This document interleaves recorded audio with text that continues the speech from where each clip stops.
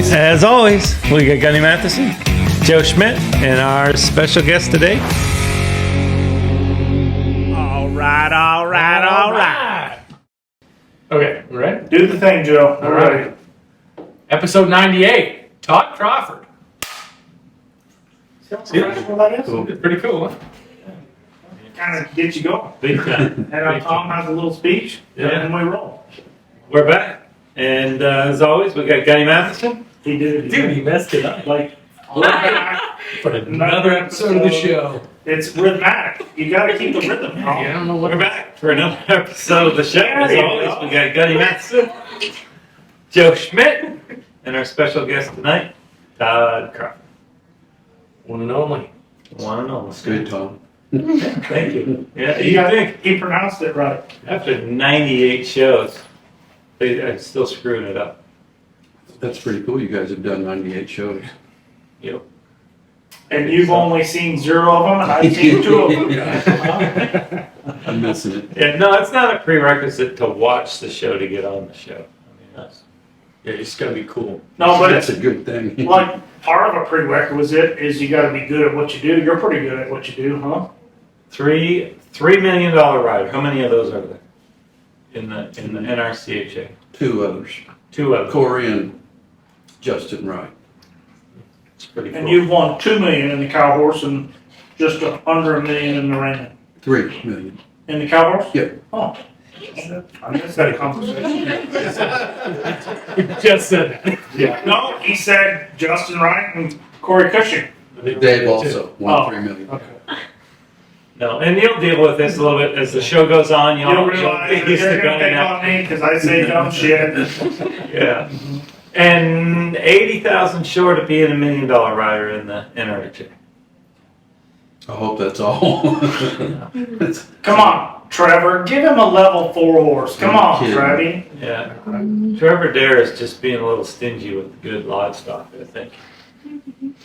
He could cough something up that's a level 4 horse. You'd think he could. I think he could. Well, thanks for coming down. Appreciate it. Brought your 3-year-old to ride, saddled, ready to go, In the round pen. and then you didn't ride. What happened? Oh, I got off late and Oh. then we had to make a couple stops on the way down. There's a microphone right there. You can. We say those words out loud all the time. Let that. Just try to keep it PG, but sometimes it gets out of hand. Yeah, he pulled in and I said, so you want to ride your horse first before we go shoot the show? He goes, I've kind of lost my mojo. Come on, Brian will do it. Yeah. So unsaddled and threw him around. But so kind of a strange path to 3 million, right? I mean, I don't know that was it. Which college did you go to? Finley. Findlay University. There's been some good people from Findlay. Mhm. Wasn't Dan Huss from Findlay? Dan's from Finley. Debbie Brown went to Yeah. Findlay.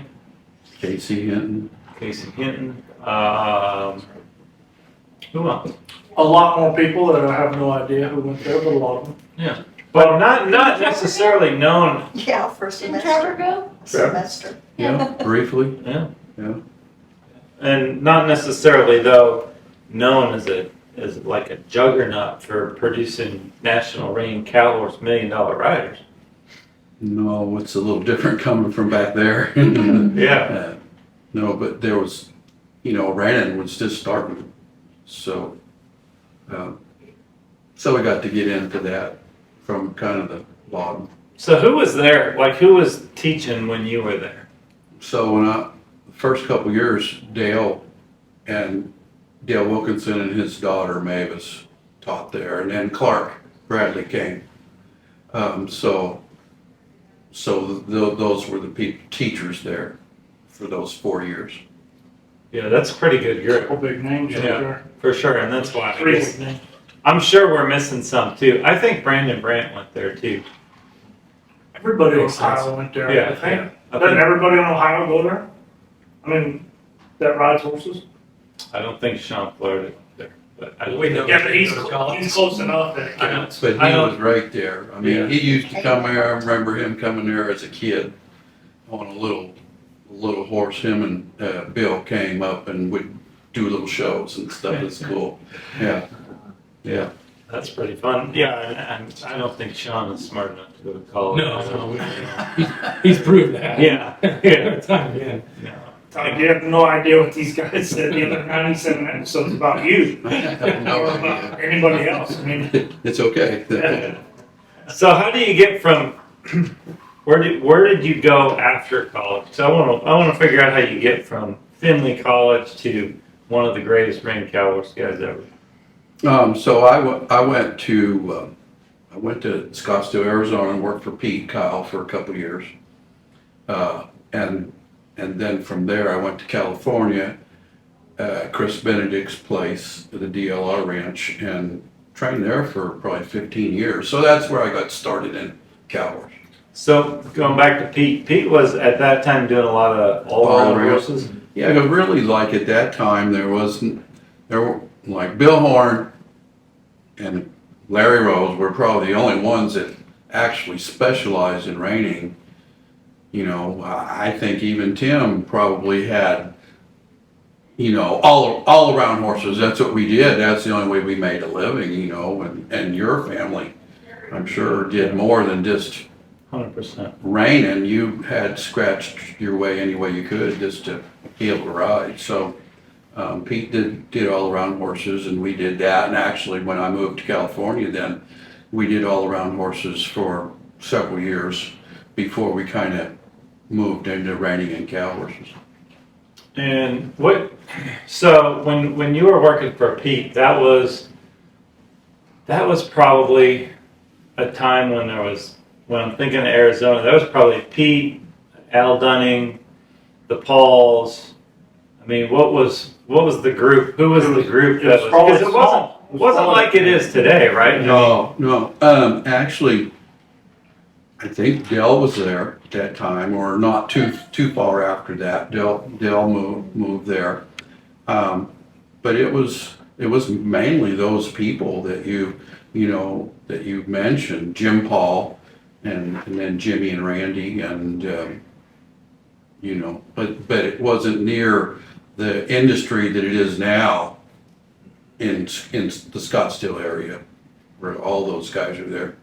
Yeah, I can remember 10, 15 years ago, the complaint of all those guys that lived out there was they loved living there, but there was no business. They couldn't sell horses. They had a hard time, making a living. And now it couldn't be further from that. I mean, those guys are rolling and going. They probably have more business in a smaller per mile area than we do here. Yeah, I'm sure, because everything, Everything's They're 5 miles away right there. from each other. Yeah, it's all in one spot. Yeah. right there. So when I think of Arizona, though, I don't think it's like, I know there's some cow horse guys there, but there's got to be better places to raise cattle. Yeah, Arizona was pretty tough on the cattle deal. So and there weren't that many doing it there. Most of the cow horse industry was centered in California. Mm-hmm. Where there were actually, that's where it was. And actually, most of it was in Central California, not even really a lot down south or other places, but mostly Central and Northern California, and then up into Oregon and Idaho and places. Yeah, like Salinas and Paso Robles and stuff. How old were you when you went to work for Pete? It was probably 23, 24, 25. All right. So you went to work for Pete, and then you went to, where'd you go after that? To the DLR Ranch, Chris and Vicky Benedict. Yeah. Worked there, I think 15, 18 years, quite a while. And that's where you got more into the cattle. Yeah, because Chris trained cutting horses, and so cattle were available. The facility was there, and that's where I, really started training cow horses. So, jog my memory a little bit, because I remember coming up into doing all the reining horse stuff, and you were top of the heap in the reining horse game. Yeah. Also. So, where did that fit into the timeline of being at the Benedicts to when you were winning a lot in the reining? Yeah, I was there at the Benedicts in that time frame. You know, the late 90s and early 2000s. Yeah. Yeah. And it was more reiners or more cow horses, or when did It was probably kind of maybe half and half, I'm guessing. I mean, but like at that time, the shows were 3 or 4 days, and so you could kind of do both a little bit, It's not like now where, or 2 weeks at a time that you gotta be gone, that, I think forces people to specialize because you can't be gone all the time. Yeah.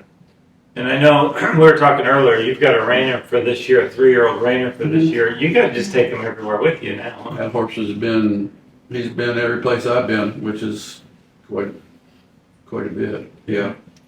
Yeah. And you've won the Snaffle Bit, you've won the Derby, you've won pretty much everything there is to win in the NRCHA. Yeah. Second in the world's greatest a couple times. So this year someday. you were second? It was fun to watch this year. it's good. Yeah. Yeah, that was tough.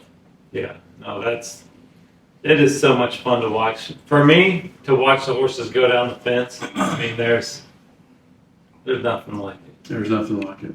In the Western horse sports, there's nothing like it. Like I'm not, to train one to do all 3 events is super hard, but there's cutters obviously that cut better. There's reiners that rein better, but there's nothing like going down the fence. I mean, that's just. Tom, don't touch your mic. Poor Charlie has a little freak out over here. Touching your mic. Stop touching your mic. Don't touch your mic in public.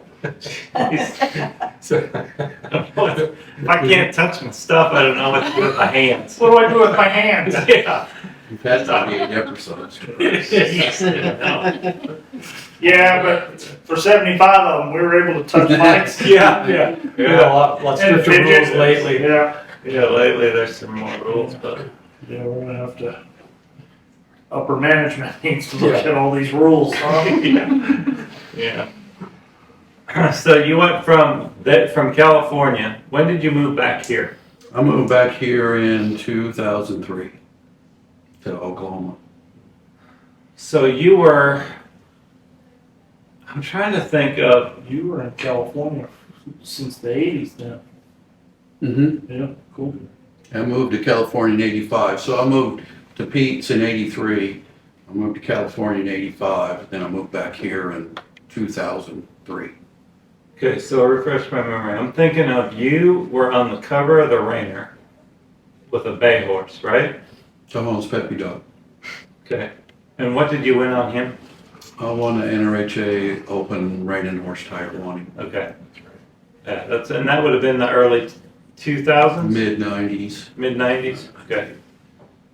Yeah. And And no, you might have been even thinking Hickorys Holly Cee and the USET stuff. that's who I'm thinking of. Yeah. That is who I'm thinking of. Yeah. Bay horse too. Yep, that is who I'm thinking of. Yeah. So you went up to Gladstone. Yep. 2 years. Yeah. Yeah. Were you in California then? Mm-hmm. Man, That's a a lot. I didn't drive it. Who did? Yeah. Phil Hansen. Yeah. Phil Hansen took horses because it seems like Todd Bergen went there. I mean, there Yeah, was Todd went, Craig went. I think Craig was in California then. maybe Don Yeah, he's Ricker went. Yep. So there were several. He kind of had a load of horses that, he drove back there with. Yeah. No, that's a haul. That's a haul. Nowadays, I think you could almost fly them Cheaper. cheaper. Yeah, and obviously less stress. Yeah, safer. Yeah. So They got there. They kicked your butt. Did you show out there? Did you kick his butt? I really like pointing out the times when people beat Tom. It makes me feel good to do credit a little bit. But no, you were good out there on Smartest Chickalina, I right? won it twice. Oh! So did Todd. See this cup right here? Oh. Got something for you right behind this cup. No, I think it was a long time ago. I honestly don't remember for sure, but I think I won it twice. I think Smartest Chickalina Conquistador. Conquistador with us, yeah. Yep. That was when it was, that was the first, Todd won it once. that was the first qualifier for the, 2002 was the first qualifier for the World Equestrian Games. There Yeah. at Gladstone, Yeah, and that's when Mike won it. no, Wizard Jack. no. No. He won it in the year before. He won it in 2001, and then I won it in 2002 and 2003, it must have been. So what year did I win it? I don't know. Trying to figure out. That's a great question. 2000, sounds like. Because I can't remember that it was out there Because that many Mike years.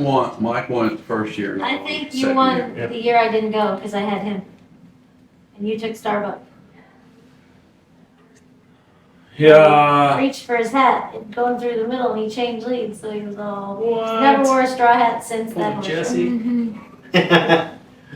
I don't remember that, but I think Mandy you didn't go, wasn't it because your dad was not feeling well? Well, I thought I didn't go because he was little. I can't. He was born May 22nd, and that show was in June. I can't remember. That And was see, 2000, right? this is what we do. We come as unprepared as we can, and then we work on our problems on the show. We have materials printed out for notes for us to read, we just don't. Yeah. Our show preppers there have us prepped, we just don't actually do it. Yeah. Sorry, Todd. No worries. And really, I mean, yeah, none of us remember what it was. It's getting old. We're all getting too old to remember dates. Yeah. No, I know that I won it in 2002 and 2003. That's all I know. Which year was it where it was all rained out and the ground was terrible? The 2002 when we qualified. Gotcha. Because I can remember it was raining like crazy. Rained the whole time we were there. Yeah, the whole time we were there. And I can remember, as I remember it, there was 4 guys that I remember that were down there with their slickers on and trying to get ready to show in that and riding in the rain that morning. And it was me and Craig Schmersel and Sean and Scotty, my brother Scotty. And it just so happens that those were the 4 that qualified. Did anybody not show because it was raining so much? No, everybody showed. You couldn't ride in the arena though. You had to go ride. I remember riding around those hills and Yeah, that morning we rode in the arena, but yeah, before that, it was supposed to be, and I mean, you couldn't get stopped. You couldn't. I mean, it was a mess. It was a mess, but it was. Yeah, I just can't remember. I can't remember, but I remember that Mary. So you did win it, right? yeah. Did Mike? Maybe Mike didn't win it. No, he he won for it. sure did it. He Well, won it didn't the Brian first Pace win it? Gunner? year. I know Mike won it the first No. I year, think so. and then I won it the second year. Oh, maybe Bryant won the go round, the first go around. Yeah, maybe that's what it was. I can't remember. Maybe Anyway, Brian won it the 3rd year. I don't know. Well, we're just talking. We're just wasting a lot of time right now trying to figure out what the hell we don't know. But anyway, so you're 70,000 away from $1 million rider, and there's right now how many? Is Todd Bergen the only $1 million I rider think he's the only one. in both? Yep. Yeah. He's pretty good. He's pretty Yeah, deep. Randy's got to be kind of close, wouldn't he? Who? Randy Paul. Randy would- Oh, I bet he's probably I bet $1 he million in both, Is he a right? million in Yeah. the cow horse? I don't think he's won $1 million yet, but he's damn close. Yeah.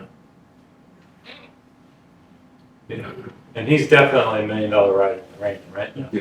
It's gonna be harder for him now if he's not showing lean a little to the right anymore. That's it. Yeah.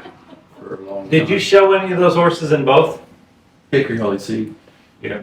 Yeah, she was an excellent cow horse, but she also did the reining, you know, because that was again kind of before so much specialization that Yeah.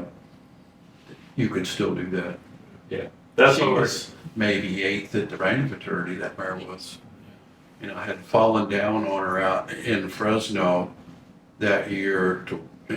She was going to win the Snaffle Bit, and she fell down, and so you fall down, you're out. Zippoed. Was she Archese's horse when you were showing her, or did he buy her afterwards? He bought her after I showed her as a 3-year-old at the Reining Futurity. Yeah.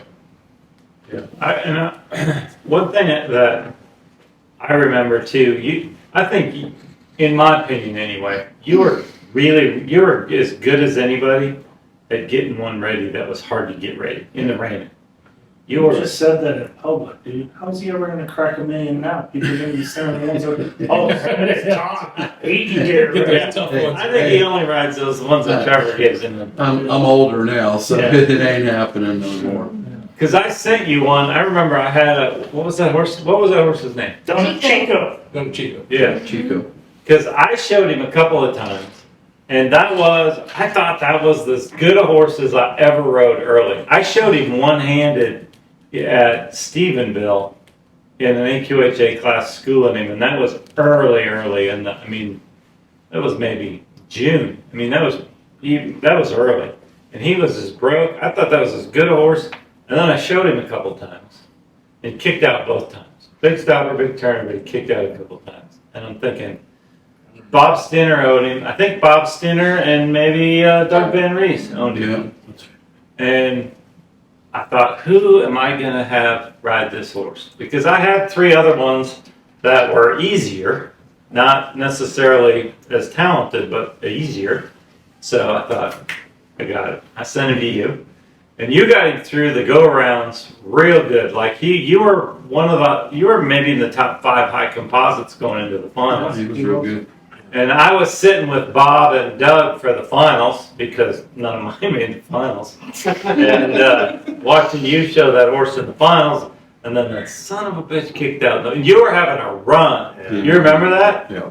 You were having a run, and that sorry turd kicked out in the finals.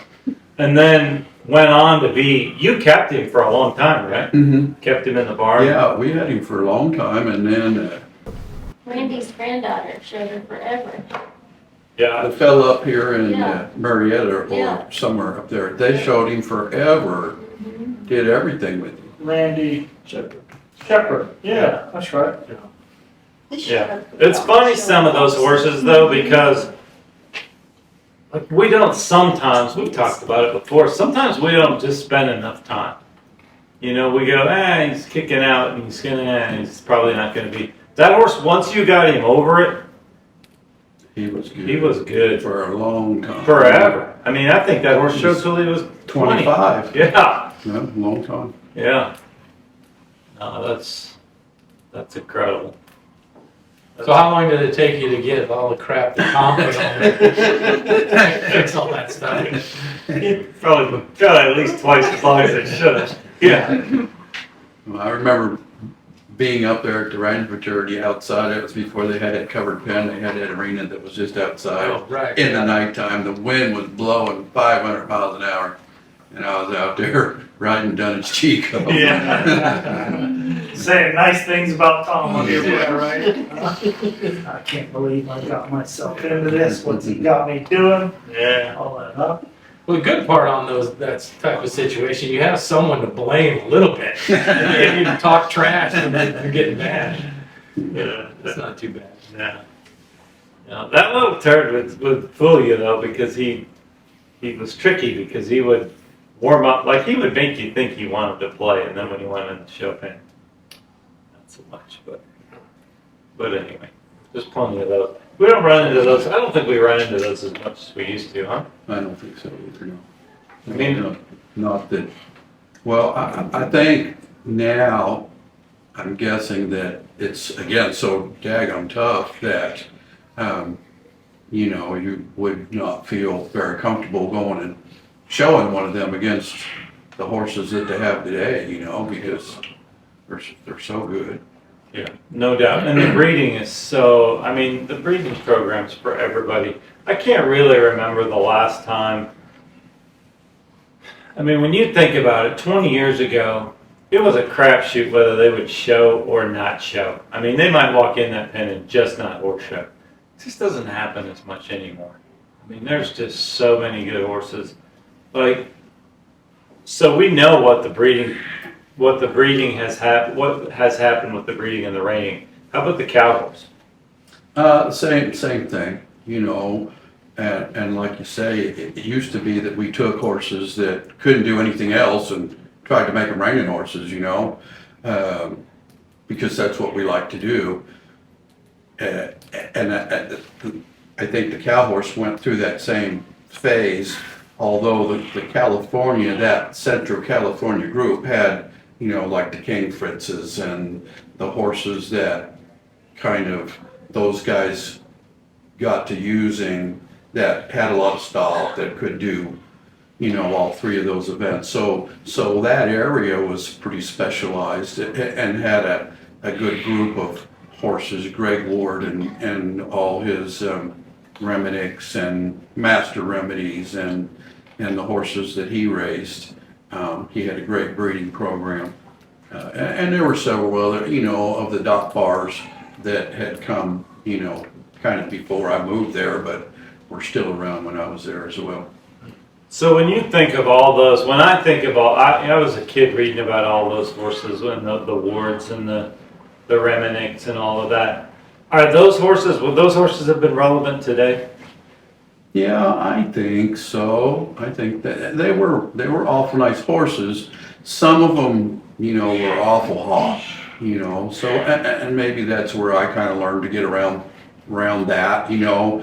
The thing about our event is that, you know, sometimes you have a horse that maybe has got a lot of stop, you know, but it's also got a lot of run, Right. you know, or you got to kind of train around some things because there's so much stuff you got to do, and you just hope that, you know, you can get all of it done.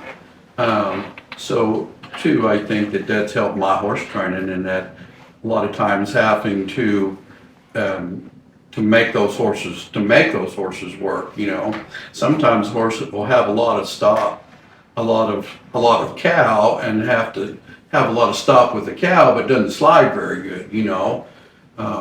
And so again, that's kind of a big challenge to try and get it sliding as good as you can, and still keep it stopping with the cow as good as you can too. Gotcha.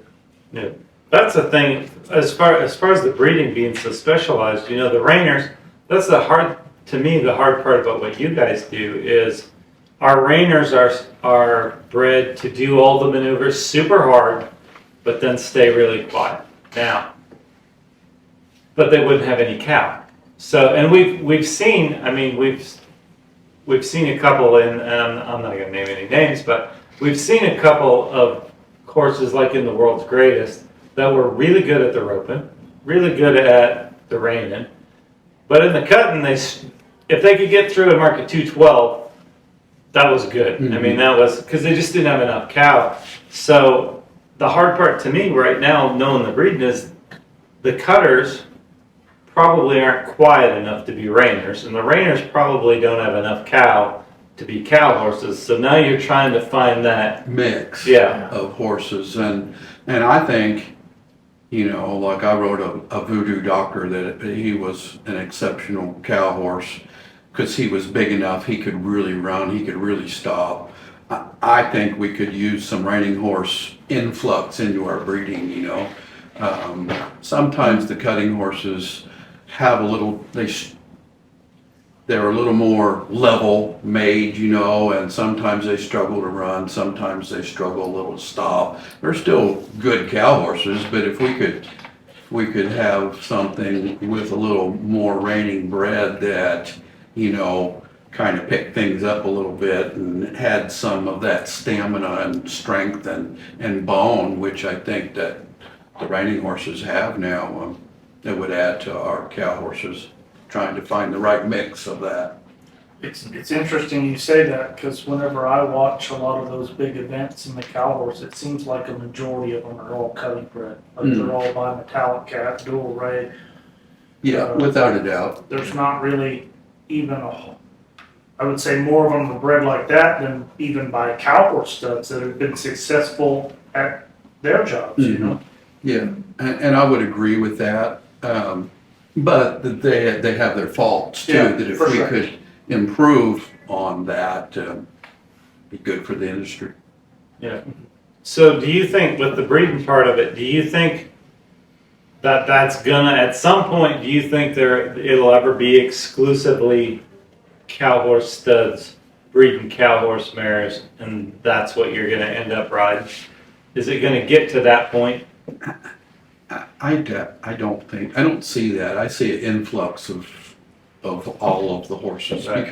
because we have to do a combination of all the events. Right. So I think we'll continue to see a wide variety of horses. You know, the cunning horses are probably gonna be most dominant because that's kind of the first thing you train for, you know, is the herd work and you spend a lot of time with and those horses do that the best. And so, you know, they're still certainly gonna be very influential. So in the one thing we've talked about before, in the reining horse business, 30 years ago, there was 5 guys that you had to get around. Now, there's 75 guys that show up at any major event that can walk out there and mark on the right day, mark a 224, 225. And it has changed, to me, it's changed the industry in the sense that it doesn't even, not all 75 are going to do it, obviously, but if half of them do it, and then you add that to the guys that are established and are, you know, they're marking that all the time, like Cade and like Andrea and like Jason and those guys. So the pool has gotten so much deeper. Is it the same in the cow horse? Yeah, it's exactly the same. Just like you're saying, if there's 30 horses make the finals down there at Fort Worth in the Futurity, there's another 30 that are, you know, a bobble here, a bobble there. They've been in there. So, Right. and all of our events are like that to where, yeah, it's very, the pool of trainers is now 4 or 5 times what it was back 20 years ago. There's lots of young guys coming and doing it, and being successful. And making money. Yeah. I mean, a lot of people making money doing it. Yeah, yeah, like Jordan Williams. I don't know whether you guys know Jordan, but he just won the Derby out there, you know, a fairly young and up and coming trainer that, you know, does a hell of a job. And, you know, here he Just is. won a big event. Yeah, yeah, and he'll win a lot more too. Yeah. So, and are they coming from so when I think of the cow horse and I think of the guys that do the world's greatest, and a lot of those guys have more of a background of growing up, raising cattle, working with cattle, doing all that. Are you getting specific people that now maybe didn't grow up with that background but went to work for a top Yeah, cow horse trainer? I think you're getting them from everywhere, a lot from the ranches, but I think, I don't know, almost 10 years ago, we started the high school rodeo. We got cow horse in the high school rodeo event, and so I think you're seeing, and so those high school rodeo people are, you know, come from ranching backgrounds a lot, but they get involved in it in that way, and then they're coming from there up into the horse showing and horse training ranks. So I think that's been a good avenue for cow horse, you know, as a whole. What was your background before you went to Finland? You know, mostly pleasure horses. That's what we had back there, you know. Right. That's what you did kind of again all around horses. Are you originally from Ohio? I'm from Western Pennsylvania, Ah, about 15 miles. okay. And when you went to California, how'd you learn to do the cow horse? So, you know, just like Tom said, you know, you always saw the pictures in the magazines and everything. So it was always very, you know, it's like I kind of want to do that. You know, I want to do that. And when I moved to California, I started at the AQHA show, showing in the cow horse, and you know, trying to perfect it there, and then as we went along and showed and got better horses and got 3-year-olds and futurity horses, then started doing the rein cow horse, the futurities and whatnot. Who around that area did you go get help from? No, you know, Don Murphy Was helped me, down you know. because he was over at Brentwood at the time. Yeah, so that was quite a ways north of me, but we went to a lot of the quarter horse shows together, and he would always, you know, here, go home and do this or do that, and kind of. How many guys has Don Murphy influenced in the industry? I know he's influenced most of the cow horse industry, but a lot of the reining horse industry too. Yeah. The cutting horse industry as well. I mean, he's been involved. In fact, the Sunshine worked for Don I didn't a know. long that. time ago. Yeah. So, I didn't know that. It's crazy how when all the people are, there's somewhere they cross paths with, like I didn't know you worked for Pete. Yeah, 6 degrees of separation. Yeah, no, it's, it's incredible how everybody kind of knows somebody through somebody in the industry. But it is getting bigger and better. How about I can remember the one complaint about the cow horse thing from the cow horse trainers years ago is that you could train one up, put in the miles, do all the time, get them ready to go, and it was hard to sell them. Has that gotten a lot better? yeah, it's gotten a lot better. Probably, I'm not going to say it's as good as the reining, but I'm going to tell you what, I've been looking for a bridle horse for a year and I can't find one, you know, that I can buy. So the supply is tough for one of the good ones, and they're priced. Yeah, everything's evolved into, you know, it's a big business, a lot of money. Yeah, and it's crazy because a young horse trainer, and I'm not saying it's wrong for sure, but it seems like a young guy can be a month behind on their mortgage and have a pickup payment due and have some, but they're not selling their best horse. They're not selling, no. You know And I don't what? blame You should talk to Randy Ball. He's got that lean a little to the right. I wonder if that thing's for sale. Huh? I saw his granddaughter riding him out Okay, there in never mind. Scottsdale Not last for week. sale. So I don't think you're gonna get him bought. He's only 18 or 19. I'm sure he passes But that's the truth. I've tried to buy 3-year-olds from, like, okay, this horse trainer, he's gonna have to sell his horse. I mean, I know I would. Yeah. Hey, how much you want for that horse? And not for sale. Yeah. I mean, you're not gonna price it? Not for sale. And you know, honestly, like let's say one is worth 200. If you come to me and want to buy one and I think it's worth 200, I've got a client that owns it and they want to sell it. Obviously, I'm going to sell it if that's what my client wants to do. But at the end of the day, at 200, you and I are splitting the commission. I get 10,000, you get 10,000. Now I've trained that horse since a 2-year-old. Now he's halfway through his 3-year-old year, and I'm going to get $10,000. You got on it as a 3-year-old. You didn't ride it as a 2-year-old. You got on about February. That Joe Smith right there. About February 10th. He knows that Tom Kaiser. It wasn't 2. Well, let's not use me as an example. Yeah. But most people. He was hypothetically speaking. Yeah. Let's say Sorry. let's say somebody else rode it through their 2-year-old year. I mean, it's not enough. Right. It's really not enough to lose your best 3-year-old. Yeah. So I get it. I mean, I mean, It is if you own them. I Yeah, have if you own 'em, never, it's different. if you own them, it is different. And I have never been a big spender buying horses, but my kid will spend whatever it takes. And they are still hard to find. I mean, like I said, I mean, he's hunting 3-year-olds and they are hard to find. I mean, if anybody's got a great level 4 3-year-old, I know somebody will give you a lot of money for it. And a open bridle horse. Yeah, and open bridle. Just Yeah. pass by that. I mean, we need an open bridle horse is what we're looking for. Yeah. Yeah. lean a little bit, the ride will work. He's just probably not for sale. Maybe you could squeeze another year out of him. 5.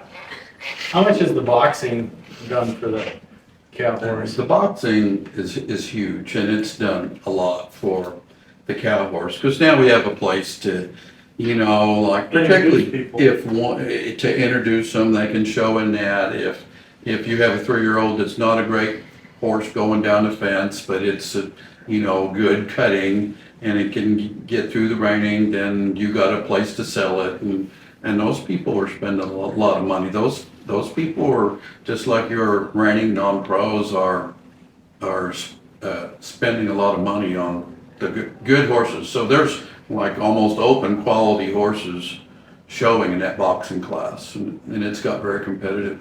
So what is the boxing? So the boxing, they do a rein work, and then they let the cow in for 50 seconds, and they just hold it on the back fence. So it's kind of it was developed to start them to be able to go down the fence later on, and then it just became a class in its own. So do you find like people do the boxing? Who's your main core people that do the boxing? People that are just starting and are not quite ready to go down the fence, or people that are maybe not as Brave. maybe they're just not that good. Maybe they're not as athletic. I'm trying to Maybe Inexperience. they're not as brave. Inexperience. I would not go down the fence. I would just be a boxer. That's too dangerous. Too scary. That's Too what I fast. think too, Gunny. Me too. I need a box. Can I get professional? Did you go down the fence in Ardmore that year? Yeah, scared out of my mind. Tom I did remember too. Tom did. Yeah. Insert photo here. Yeah.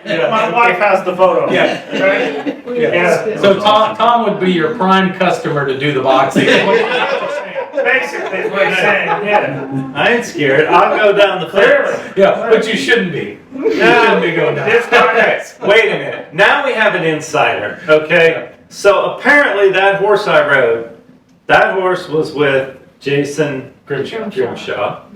And Jason told me, when you get up there, over under him. Apparently, that was a setup. Because that horse liked to short you out. And so I did. I got up there and I gave him the over under, and as soon as I got to that cow's shoulder, he just went, what? He sucked right back through me. And he left me hanging, but my God, I stuck. Stayed on. Yeah, I stuck. If we have the photo evidence, the only reason he stuck is because his spur got caught in the saddle pad, It doesn't matter. and he was able to pull It's still a himself back win. in. It's still a win. And let's also add, nobody told me I could go grab the saddle horn. And I They didn't tell do, you that? nobody told me You're that. supposed to know the rules. Why would I know the rules? It was a charity event. You shouldn't try to kill somebody raising money for kids. I don't know what we're raising money for, but it had to be somebody, like kids or something, It had to be a good cause. It was good. Yeah. It's lots of fun. I did the cow horse one time before that, and it was the most life-changing experience ever, because it was at a little quarter horse show in Athens, Texas. Just to fill the cow horse class, Jason Grimshaw put me on a horse named Shut Up and Shine. It was a good horse too. And for an hour before I'm showing, one of the cow horse guys goes, "Yeah, you're gonna fall off. Yeah, you're gonna fall off." Okay, I get it. I'm gonna fall off, but I don't want to, right? So draw 15 in the class. Jason's helping me. He's draw 13. He goes in there and does his reining. They let his cow out. Boom, boom, boom. First turn's huge. Second turn, falls right on him. 2 people got to go carry the guy that's helping me out of the arena. They got to cut his boot off of his broken leg. I remember that. And then I'm sitting there watching him do this. Gunny, it's your turn. No, it ain't. Gunny, you got to go in there. No, don't. I had to go in there. So I go do the reining, and first turn, second turn, third turn a little late, fourth turn a little late, fifth turn later, and held cow draw down the judge's side. So I'm running after it. I'm going to go catch it.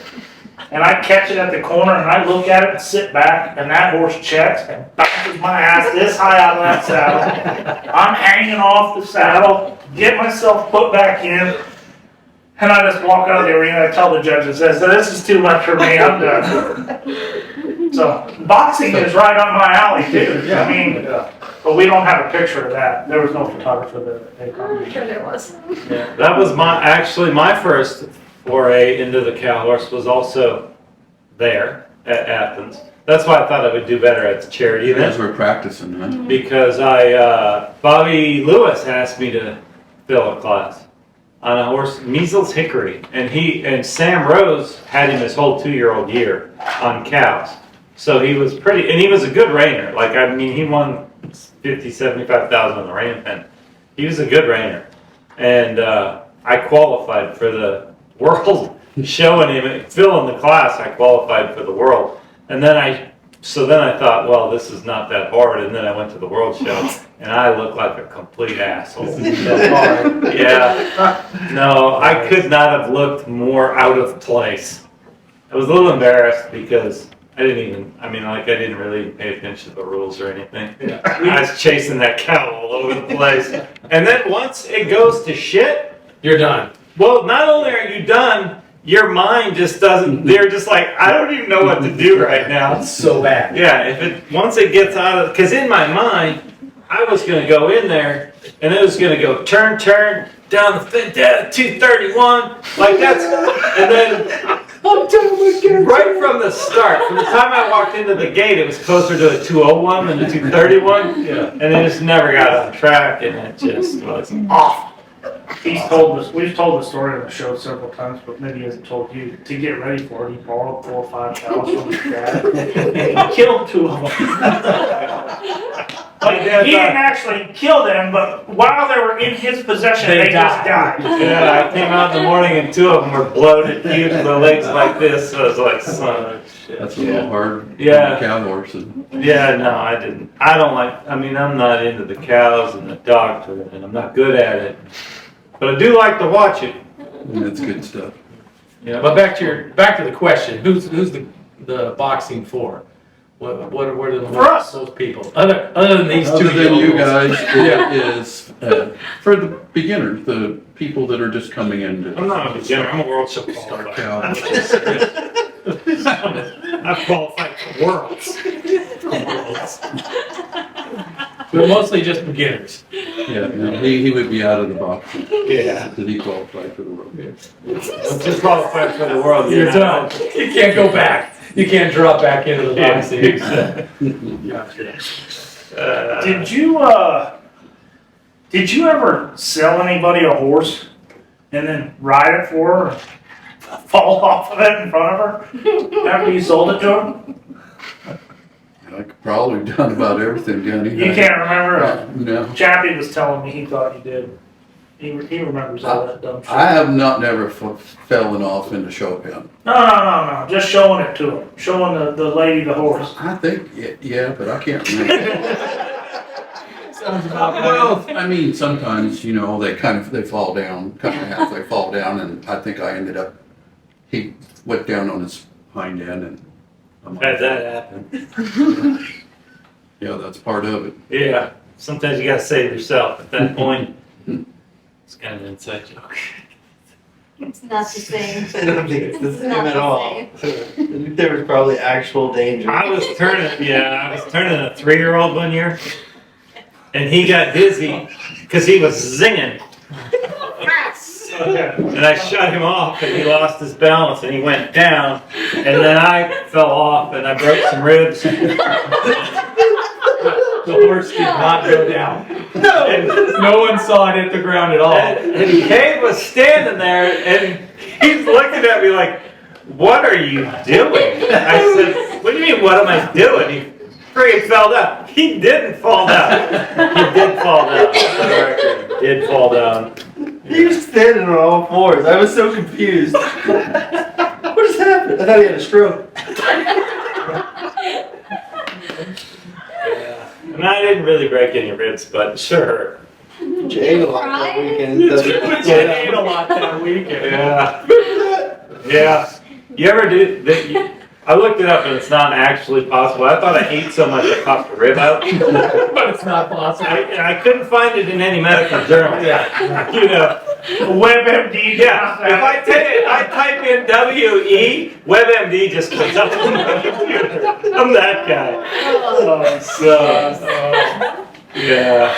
So apparently you cannot, no matter how much you eat, it's not supposed to pop out a You rib. can't dislocate part of your body. So it had to be from the wreck. Yeah.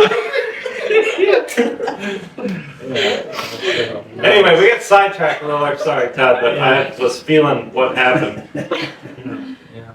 Because that happens. But What's the worst wreck you've had? The worst wreck, like in the show pen, right? Yeah. No, I've not really had too many bad wrecks, Yeah, knock I on mean, wood. there was one like what that jumping horse just did out there. Yeah. It kind of tumbled over, you know, went down. If they go down that way, that ain't good. And most of the time I've got out, and I think I did that time, but you know, you just land. Yeah. I've had a couple of them. you know what scares me watching you guys now when you're going down, when you're doing the cow work, is you show in a lot of the same arenas that we do. And that ground looks slick to circle, to catch up to one and circle it, it looks slick a lot of times. Yeah, a lot of that, I mean, you gotta kind of judge how your horse is running. And if they're stood up and running square, somewhat square, your chances are less of falling down, but, you know, that's hard to teach too. So, there's a lot that lean and sure enough, they go down like, I forget where we were here not long ago and we had a bunch go down. Do you put cocks in or anything? Yeah. So we've generally put one or two cocks, you know, one cock in each side of a hind shoe to help with traction. Yeah, because that's what I'm just watching you guys now. When you're showing like at Vegas or even Scottsdale, I mean, it just looks like I'm watching it thinking, son of a bitch, that would be hard for me to do. The ground in Vegas always looks slick. Yeah. And it looks fast for you guys. Yeah, I think that's where it was this year. We had lots go down. Yeah, that's scary stuff. One thing I that saw a video that cracked me up. It just popped in my head. He said, we've had lots go down. There was a video of a lady reporter in Mexico. She was doing her little thing, and it's raining, and a guy on a motorcycle just drives up, goes to pull off, and disappears in the water. Like, disappears. And she says, oh, there's another one. Like she's been standing there all day. video, he was just gone. But it's like she's been standing there all day, like, another one. Yeah. 12, 15, how many went in there? Yeah, YouTube motorcycle disappears. I think it'll pop up. I saw the same one. Just how you said we had a lot go down reminded me of that video for some reason. It's like, oh, another one. Yeah. There's another one. We get distracted a little bit. Sorry. But yeah, and then the other thing that some of the for me the part that would be the most frustrating is if I had a really great horse, got him ready, did the work, got up at night, got him up, and then you get a cow that either comes out and does nothing, or comes out, well, they'll blow you off if they run over you, but sometimes if they do nothing too, right? But it seems like the cow is the great equalizer in your opinion. The cow is the great equalizer, and that's what, I don't know, that's, like you say, it's aggravating and it's tough, but too, I think that's what makes the guys very level, and you know, because you know it's going to happen to you, and you just kind of like have to pick up and go on to the next one. You know, that's what it is. So yeah, it's aggravating as hell, but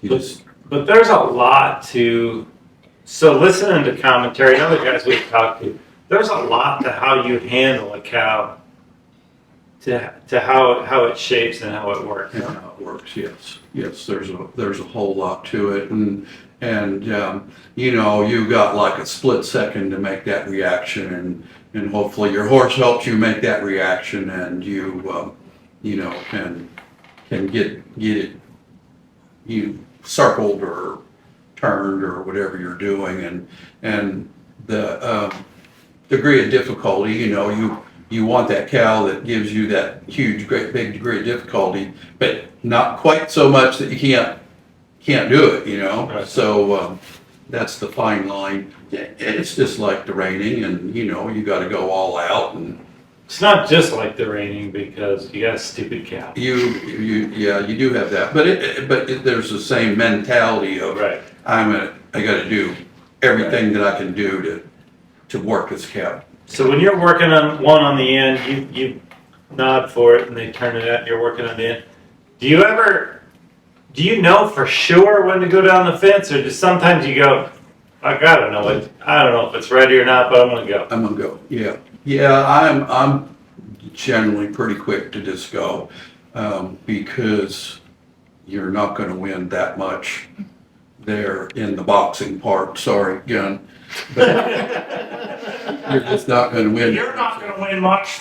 I'm gonna stay alive. I'm a winner if I stay boxing, baby. Safe in my box. And so a lot of times, sometimes, like you say, you don't ever know, but sometimes the longer you stay there, the worse they get, you know? Right. So you're just, it's just feel of, you know, what that cow's telling you at that time, where your horse is, as to then how you get through the run. What about the best horse you've ever had? You got one that stands out in your mind without offending anybody? Oh, you know, the horse that I was second on at the world's greatest, he's real good. One of your favorites, huh? Yeah. Oh, yeah. Yeah, like there's been a couple, 2 or 3 horses that I've had that, one was a long time ago, a horse named Smoking Master that Greg Ward trained. And there's been a couple of those kind of horses that you just felt like no matter what cow they let in there, send it in, we got it, you know. It's gonna sound weird, but my most memorable run watching you is actually Matt Dillon Dunn at the World Show. He was that. I remember you marking a 228 in the Reining and the Coward or Yeah. something. Like, it was a ridiculous number. Yeah.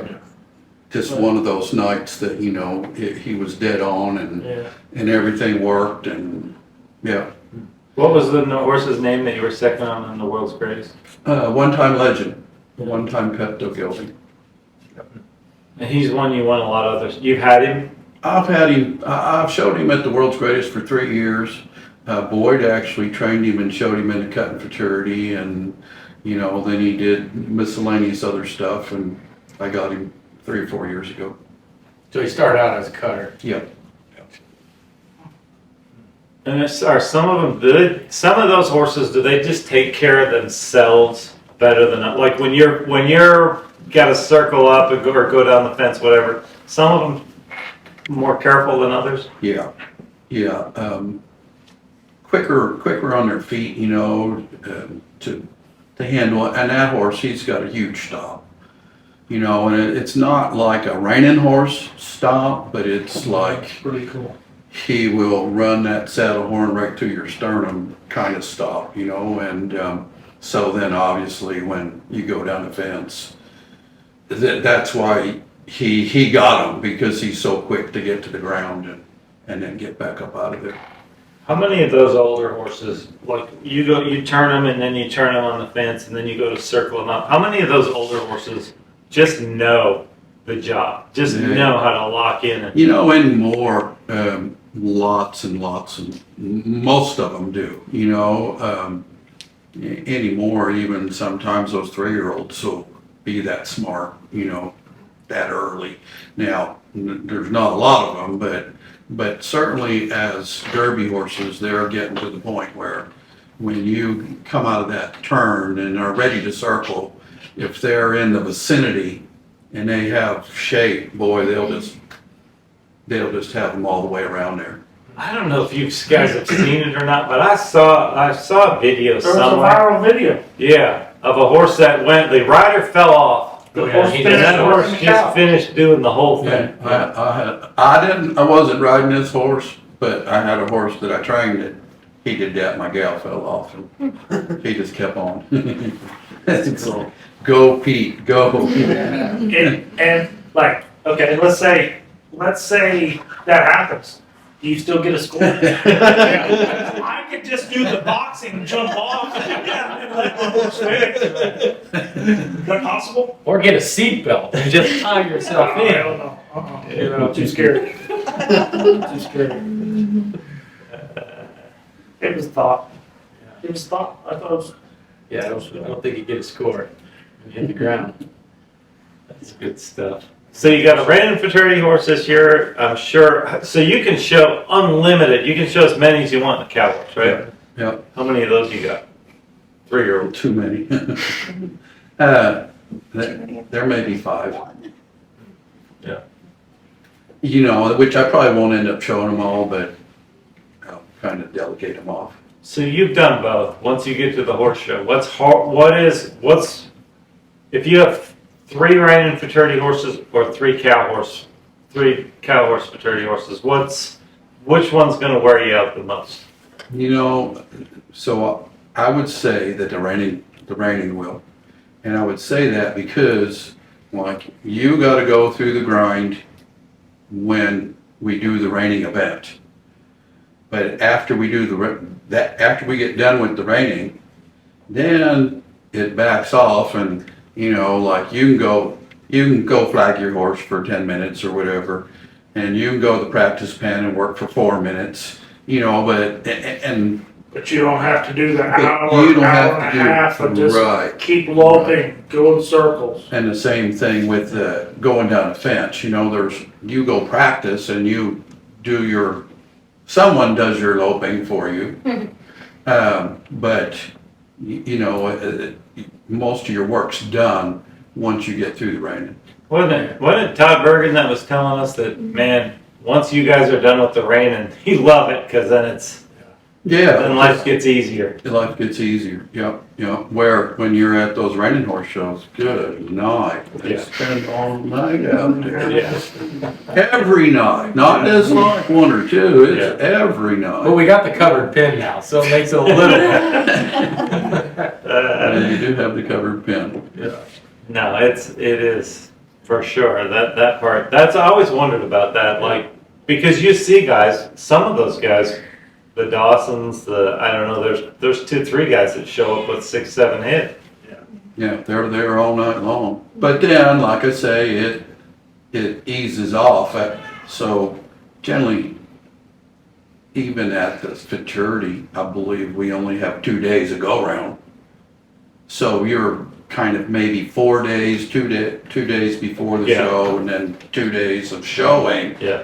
that you really only have to do that. So again, it's not like the reining where you're there for 2 weeks and you're doing it for 2 weeks, you know, because I know that's what they do. And then after the reining's done, you can get most of your work done during the day. Yeah.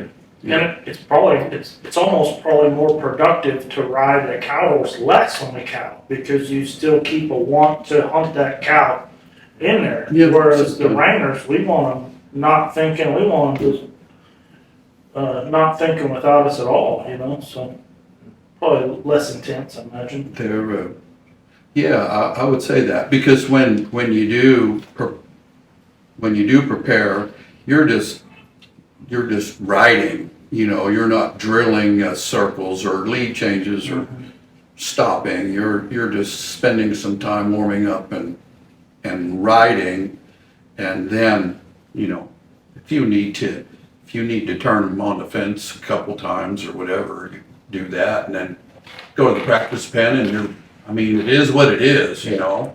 You're not going to change much from what you came with there. I've told this story several times, but I love telling this story because it's about my friend Winston Hansman. Have you told it on the show? Oh yeah, I've told it 2 or 3 times. I can never tell it enough because it's funny and it's instant.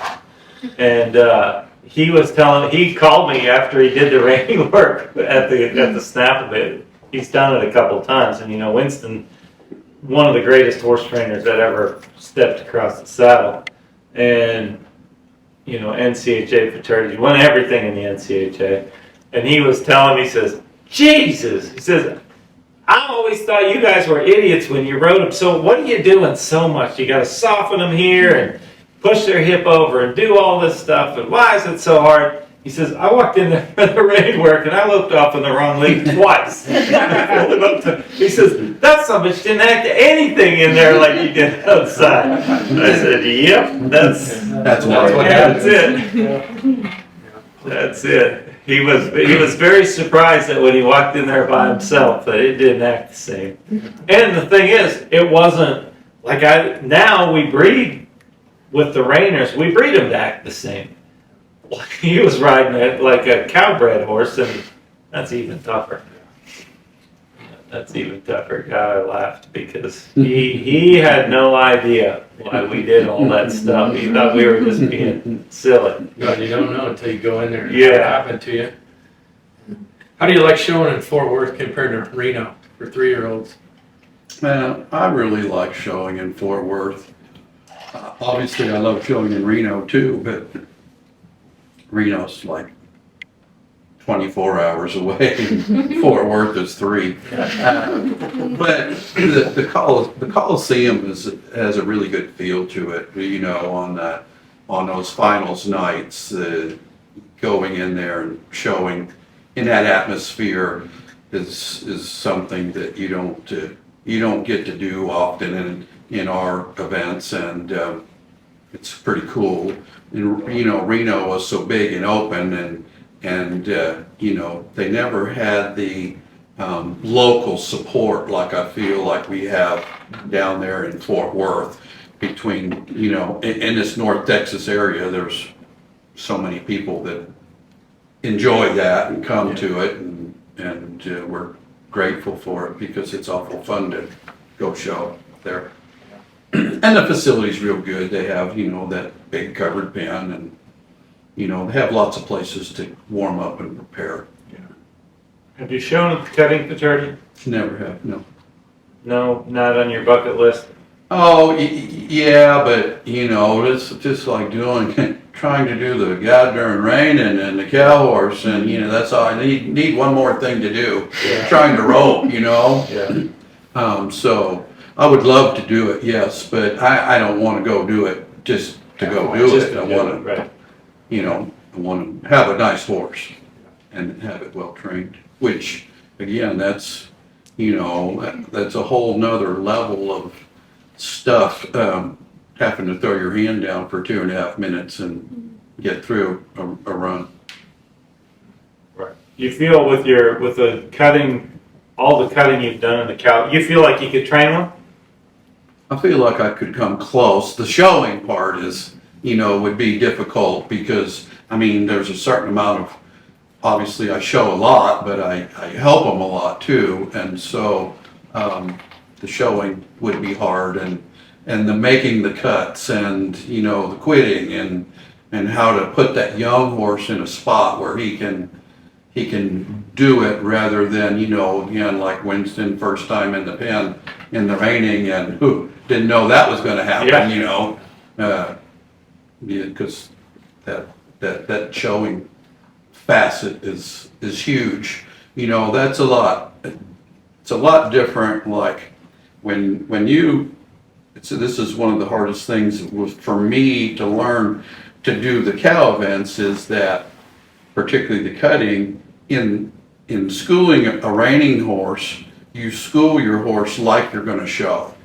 A lot of times in schooling a cutting horse or cow horse, herd work horse, like maybe you have to keep everything real slow, and maybe you have to, you don't necessarily practice them like you're going to show, so that's a hard thing to learn to do, that you're going to practice this way to prepare so that when you step into that show pen, you can ask them for everything they got.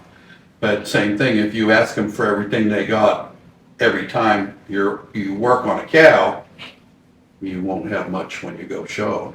Yeah. So it's interesting, you know? For sure.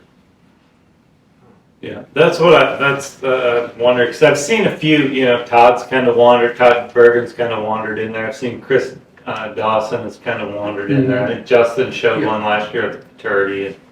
But you can't do it this year anyway, because you got a Reining Futurity Got a horse. Reining Futurity horse. That horse is beautiful too, by the way. You get off the trailer, big white face, so he's beautiful. Is he nice? Fat, brown. I mean, for me, he's nice. I don't know about for you guys, but yeah, he's a very nice horse, I think. Cool. I have the challenges of, I haven't rode too many deaf horses, so it's a little challenging in spots, you know, It's different. different. Yeah, I've rode a few, and it is definitely. They suck back to your feet a lot, running straight line, so. Well, that's one thing I'm finding, yeah, like he, you know, okay, we're going to the fence, okay, now we're gonna stop here in the show spot. And, well, wait a minute, I thought we were going there, now I'm going on and, Yeah. hey, I thought we were stopping here. Yeah, I find with them, the ones that are deaf are also a little bit slower, like a little bit not, It's simple. yeah, they're dumb also, deaf and dumb. Yeah, So it would be, he might fall down on me. yeah.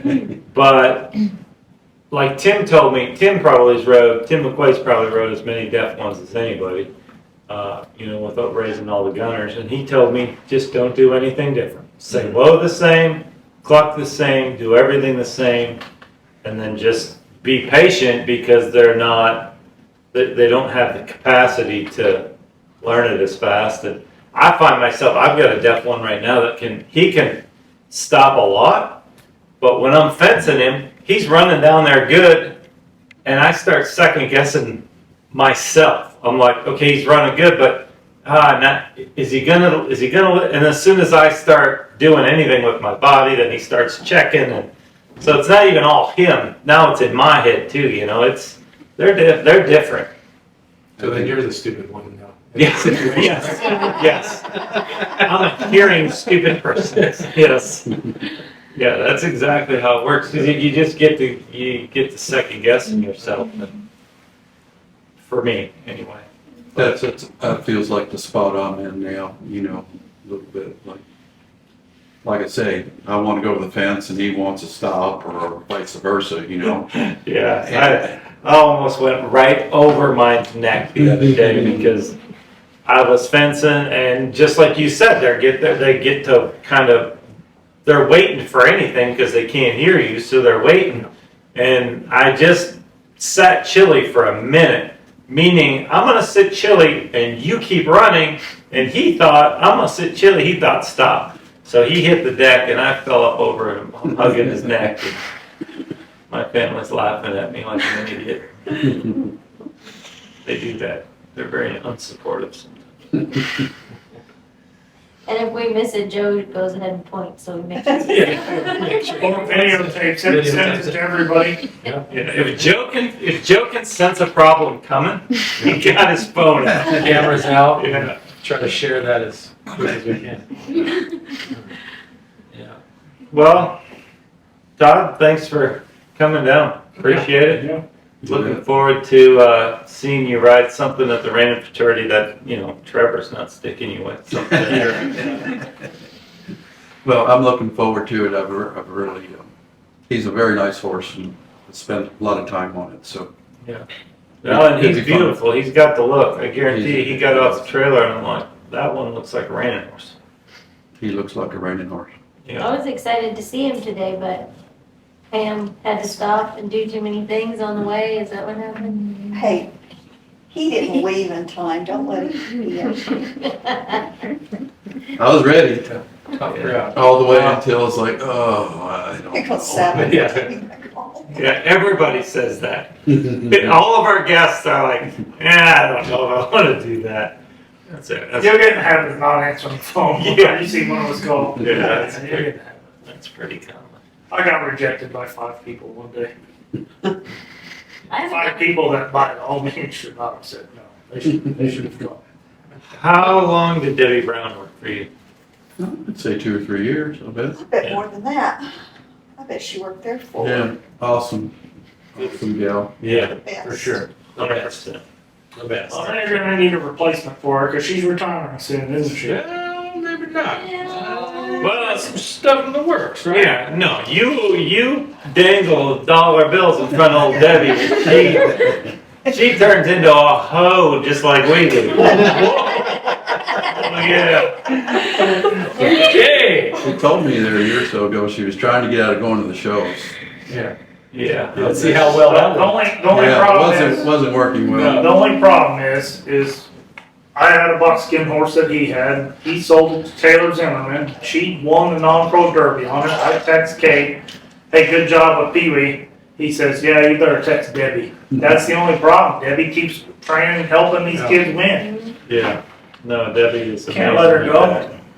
And when you were late today, one thing Debbie said, well, I can tell you, it's not because he was playing video games. He had something going on.